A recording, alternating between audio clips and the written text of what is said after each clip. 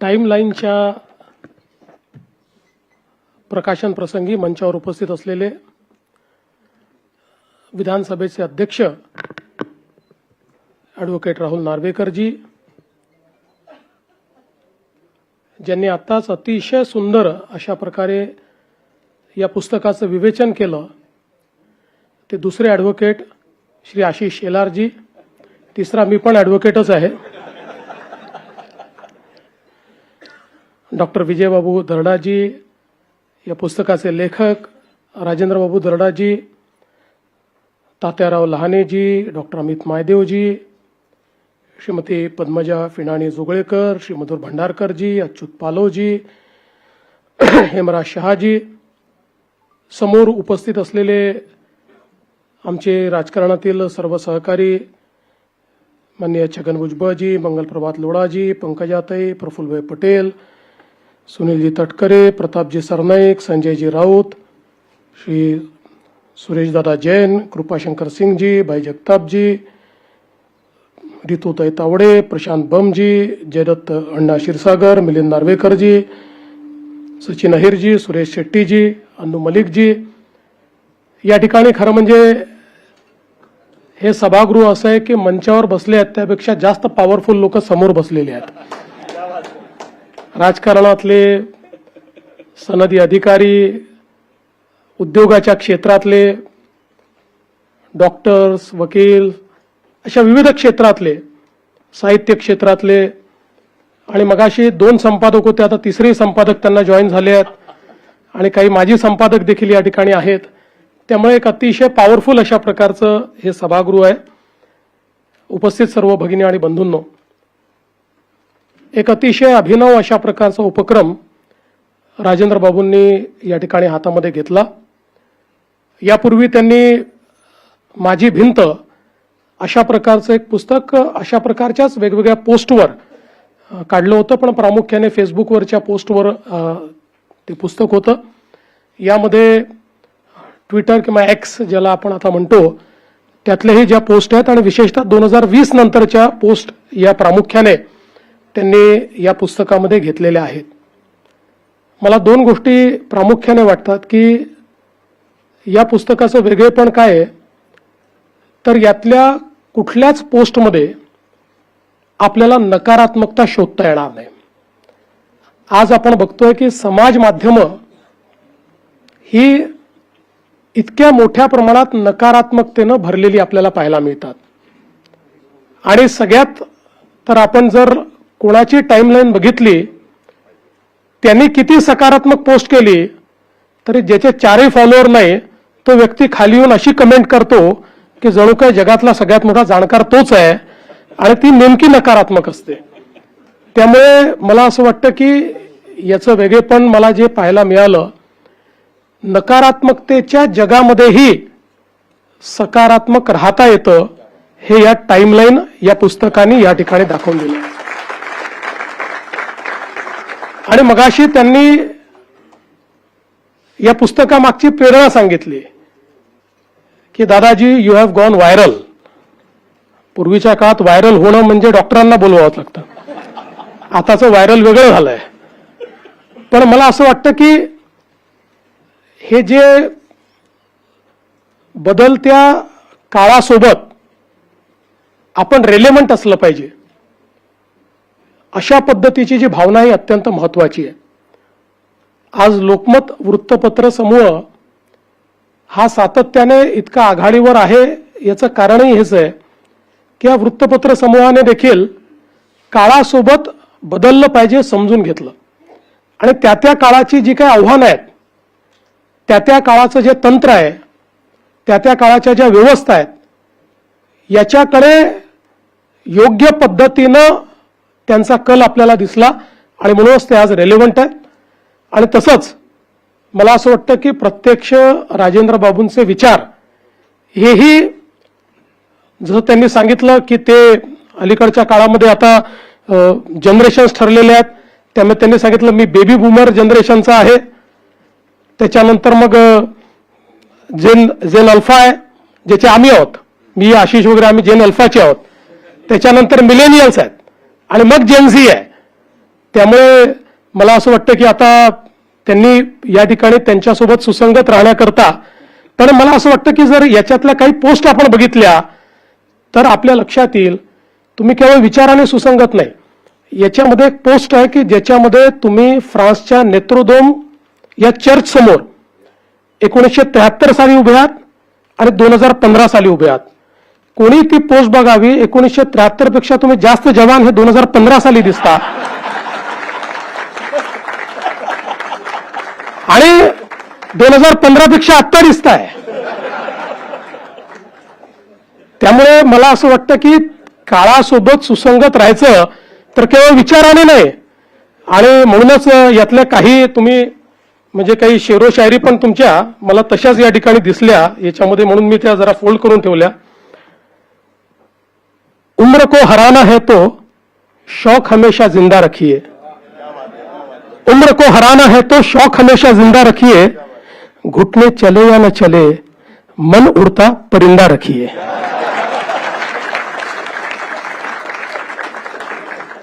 सोबत त्यांनी यही सांगितलंय, मंजिलें तो कई है यहां, कुछ पल सुकून के भी तो चाहिए, ख्वाबों में क्यों ढले हम, वक्त अपने उसूल का भी चाहिए. अशा अनेक गोष्टी मला याच्यामध्ये खरं म्हणजे पाहायला मिळाल्या या टाइमलाईन मध्ये.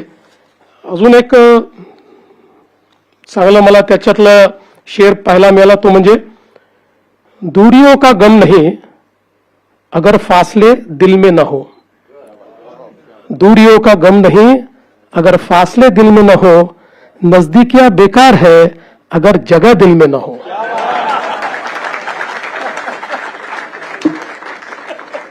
त्यामुळे या सगळ्या पोस्टवरनं तुमच्या लक्षात आलं असेल की ते म्हणजे तसं 70 वर्षाचे वाटत नाहीच, पण ते मनाने नाही, दिसायलाही नाही आणि एकूणच त्यांच्या ज्या भावना आहेत त्या नवीन पिढीसोबत एक प्रकारे त्यांची स्पंदनं देखील तशाच प्रकारची आहेत. हे पाहून खरं मला अतिशय आनंद वाटला. आज आपल्याला माहिती आहे की समाज माध्यमं ही अभिव्यक्तीचं साधन झालेली आहेत. पूर्वीच्या काळामध्ये म्हणजे सगळ्या संपादकांची माफी मागून सांगतो की तुमचं महत्व होतं. आता आम्ही संपादक झालो आहोत. आम्ही रोज आमच्या समाज माध्यमातनं इतकं अभिव्यक्त होतो आणि त्याचं संपादन आम्हीच करतो. त्याच्यामुळे आम्ही पण संपादक झालो आहोत. पण हे होत असताना मला असं वाटतं की अभिव्यक्तीच्या स्वातंत्र्याचा स्वैराचार कधी होतोय हे मात्र अलीकडच्या काळामध्ये आपल्याला लक्षात येत नाही. आणि माध्यमांनी इतक्या पद्धती बदललेल्या आहेत. म्हणजे मी राजेंद्र बाबूंची किती तारीफ केली तरी माझी रील चालणार नाही.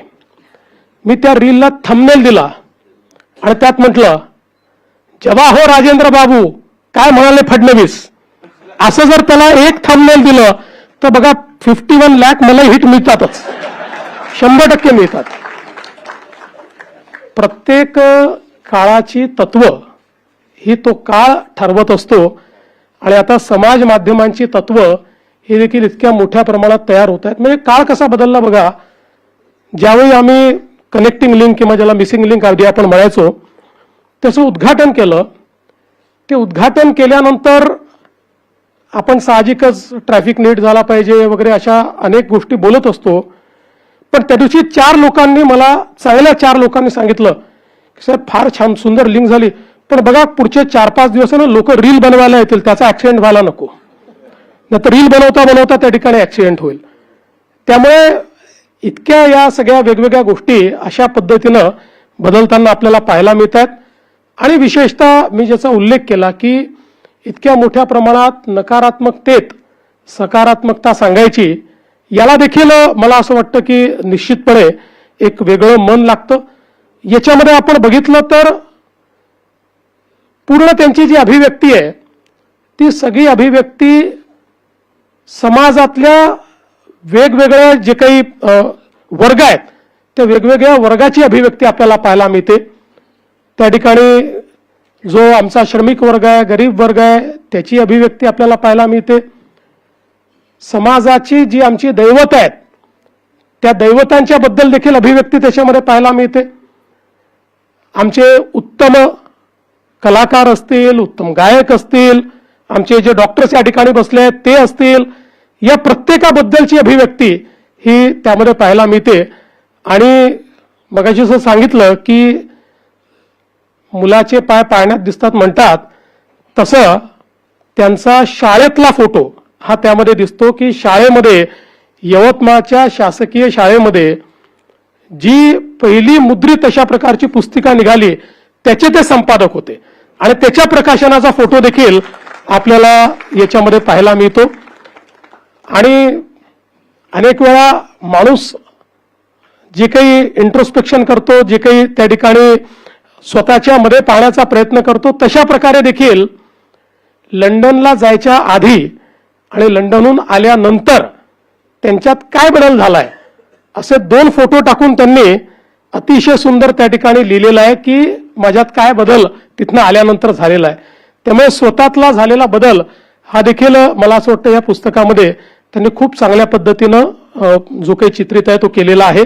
एवढंच नाही तर एक पोस्ट मला अशी पाहायला मिळाली, कारण साधारणपणे समाज माध्यमांवर आपण लिहित असताना त्या दिवशी काय घडलंय हे तर लिहितोच, पण ते त्यांनी केलेलंच आहे. सोबत एक प्रकारे ही त्यांची पर्सनल डायरी देखील आहे, रिफ्लेक्टिंग अपॉन द टाइम अशा प्रकारे किंवा अपॉन द लाईफ अशा प्रकारचं आहे.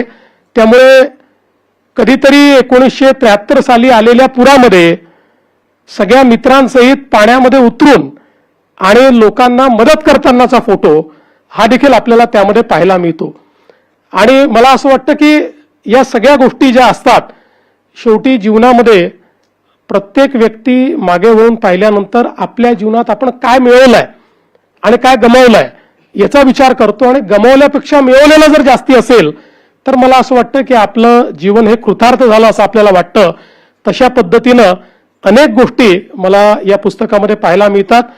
आणि त्यासोबत गोव्यामध्ये राजेंद्र बाबू, विजय बाबू आणि ऋषी आहे मला वाटतं बहुतेक, यांचा नाटू नाटू डान्स देखील याच्यामध्ये आहे. त्याचे फोटो आपल्याला याच्यामध्ये पाहायला मिळतो. त्यामुळे मला या गोष्टीचा अतिशय आनंद आहे की एक वेगळ्या पद्धतीनं समाज माध्यमांवर आधारित, जसं आशिषजीने सांगितलं की एक नवीन सुरुवात आहे. बघा इतकं परिवर्तन झालंय की आता आपण ज्याला मायक्रो ब्लॉगिंग साईट म्हणून सुरुवातीच्या काळात म्हणायचो, आता त्याचा इतका उपयोग सुरू झाला की समाज माध्यमांवर कविता संमेलनं व्हायला लागली, समाज माध्यमांवर साहित्य संमेलनं व्हायला लागली. त्यामुळे आता त्याला नाकारून तर चालणार नाही, आपल्याला त्या समाज माध्यमाची तत्व तयार करावी लागतील. कारण जेव्हाही तंत्रज्ञानाने नवीन गोष्टी आणलेल्या आहेत त्या प्रत्येक वेळी एक संक्रमणाची अवस्था उभी झाली आहे, त्या प्रत्येक वेळी समाजासमोर आव्हान उभी झाली आहेत, त्या प्रत्येक वेळी समाजाने प्रश्न विचारला आहे की समाजाचं काय होणार, पण त्या प्रत्येक वेळी समाजानेच त्याला उत्तर दिलेलं आहे.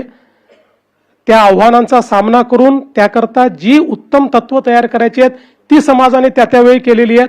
म्हणून मला असं वाटतं की आज या संक्रमणाच्या अवस्थेत ज्यावेळेस समाज माध्यम अनेक देशांमध्ये अक्षरशः सत्ता देखील उलथवत आहेत, म्हणजे आपल्याकडे प्रयत्न झाला नाही असं नाही, पण मजबूत आहे, काय प्रॉब्लेम नाही आहे, मजबूत आहे, त्यामुळे काही त्याच्यात होणार नाही. पण अनेक देशांमध्ये हा प्रयत्न झाला, तो यशस्वी देखील झाला. एवढंच नाही, आता तर समाज माध्यम ही डीप स्टेटचा देखील भाग झालेली आहेत. म्हणजे एखाद्या देशाने दुसऱ्या देशामधली राजव्यवस्था उलथून टाकण्याकरता आर्मीज पाठवली पाहिजे, मिसाईलच पाठवले पाहिजे हे आवश्यक नाही, तर तिथल्या समाज माध्यमाच्या अल्गोरिदमचा उपयोग करून त्या ठिकाणी अराजकता कशी तयार करता येते हे देखील आज जगातल्या अनेक देशांमध्ये आपल्याला पाहायला मिळालंय. अशा या सगळ्या परिस्थितीमध्ये ही जी सकारात्मकता आणि त्याची सुरुवात राजेंद्र बाबू तुम्ही केली आहे, मला विश्वास आहे की अनेकांना तुम्ही प्रेरित कराल. खरं म्हणजे मी पण समाज माध्यमांवर व्यक्त होतो, पण मला जर पुस्तक लिहायचं झालं तर त्याला टाइमलाईन नाव नाही देता येणार. All the time in the line of fire,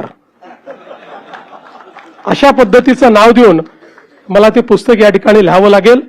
पण निश्चितपणे तुमच्या या पुस्तकातनं प्रेरणा घेऊन अनेक लोक समाज माध्यमांवर सकारात्मकतेनं वावरता येईल अशा पद्धतीचं त्या ठिकाणी निश्चितपणे निश्चय करतील, हा विश्वास मी व्यक्त करतो.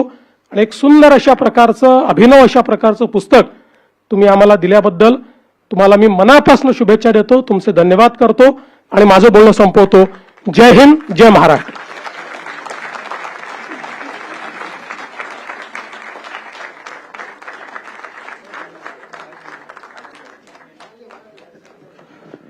म्हणजे मुख्यमंत्री महोदयांना नागपूरला जायचं नसतं तर म्हटलं रात्रीचं जेवण करूनच आपण गेलो असतो इथून. इतके सगळे चांगले बोलतायत. यानंतर मी विजय बाबूंना विनंती करतो की आपण या ठिकाणी आभार व्यक्त करावेत. त्यानंतर या इथे राष्ट्रगीत होणार आहे, कोणी जागा सोडू नका आणि मग कार्यक्रम संपेल. या ठिकाणी एबीपीचे वृत्त समूहाचे समूह संपादक राजीव खांडेकर जे आहेत त्यांचंही मनापासून या ठिकाणी स्वागत करतो.